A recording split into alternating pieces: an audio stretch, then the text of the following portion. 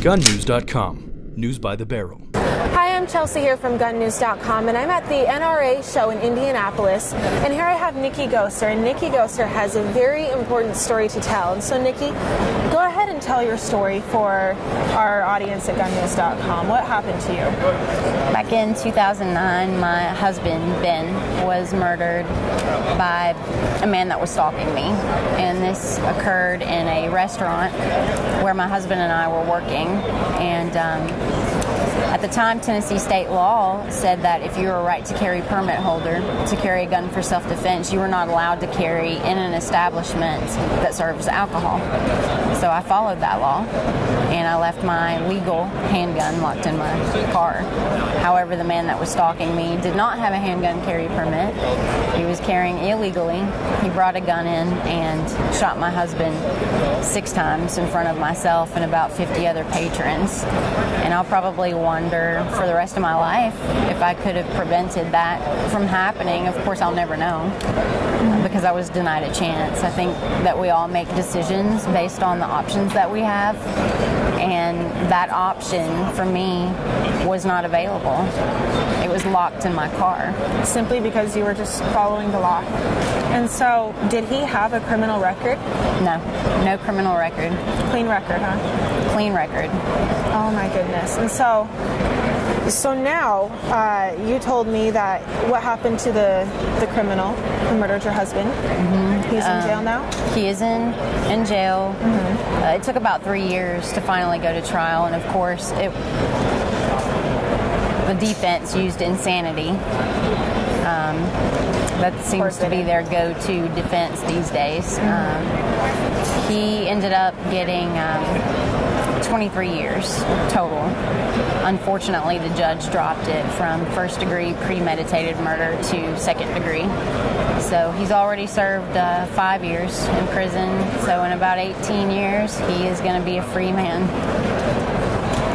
back in society.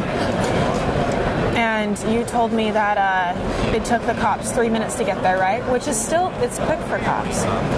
I've been told that within 3 minutes of the 911 call, the police arrive, but I can tell you that when it's happening to yourself or your loved one, it seems like an eternity. Yeah, and the damage was already done by the time they got there. And had you had your firearm that you legally had a concealed carry for, the story might have been different. It might have been different.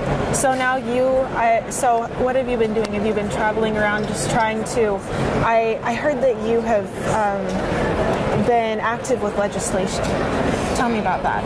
I've definitely tried to educate the public, and I did work with the sponsor of the restaurant carry bill, Senator Doug Jackson in Tennessee, and he invited me to the Capitol to sit on the Senate floor with them and told my story, and they ended up voting and passing the restaurant carry bill. So that law's been in place for several years now. That's good. With no problems, despite what the media would have the public believe. It is not the OK Corral. It's not the Wild West. Of course, they've never gone back and done any news reports on how very wrong they were. Yeah, of course. Of course. And then I also testified in Ohio before the House and Senate committees, and they ended up passing their restaurant carry bill as well. Again, it's been in place for several years. There's been absolutely no problems with permit holders. So that's good. So what is your call to action? How can people like me and people like everybody who is here at the show and our viewers, how can they help you? How can they help to get these laws passed? You know, I think just get involved in the political process. I know a lot of people, they don't want to get involved in politics because sometimes it can be dirty. But get out there and, learn more about your legislators at the state level, at the federal level. Email them, call them.